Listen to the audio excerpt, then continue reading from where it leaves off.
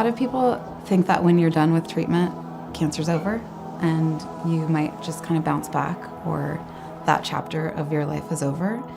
But it changes you completely. It's never over. You're always living with cancer. There's almost no one else that you know who has cancer in their 20s and 30s.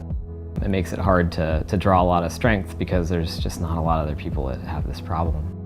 Cancer can be so isolating, specifically for this age group, going from being a normal, healthy young adult to all of a sudden someone who's fighting for their life. You know, one of the most horrible things about cancer treatment is that it strips away your ability to do so much. And Send It is about giving that back. Giving people a chance to experience the outdoors, giving them a chance to learn something new, giving them a chance to appreciate life. The Elvis!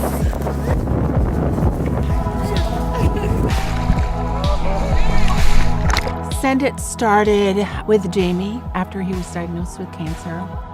He found a need, he felt a void as he was battling the disease. The idea is to get these guys that are going through awful cancer, get them together and show them that you can still do something. Don't give up. The goal of Send It is really to get young adult cancer fighters outside and get them on adventures and get them to kind of step outside of their comfort zone, remind them how powerful they are. A lot of it is having a community of young adults who are battling cancer and to be able to talk to each other.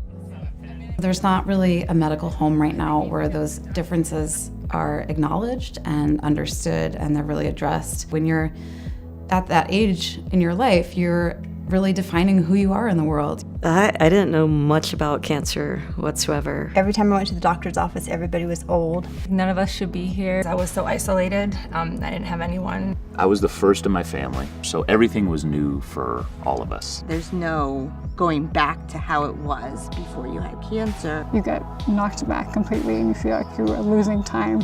Everybody gets to move forward and you don't. You can talk to your friends and your family and they have no idea. Everybody's gone through a different experience and everybody takes it differently. And so it's really interesting to hear all those different stories because, again, I don't talk about this stuff. It's just like this unspoken language. Like, you don't need to rehash a lot of things that, you know, evolved around your cancer diagnosis and what you went through. These trips, you're connecting with people on your level that totally understand and get it, and that was kind of a monumental moment for me, was realizing like I'm not alone. So many people alienate themselves and they don't realize how important it is just to hang out with other survivors and talk. Just do whatever you can at whatever physical level you're at.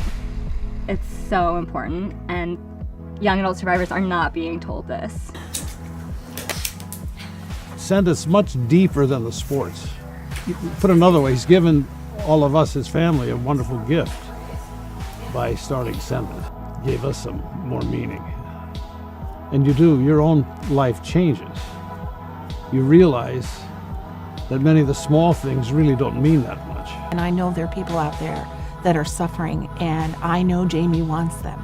He wants to pull them in and have them feel that Send It connection.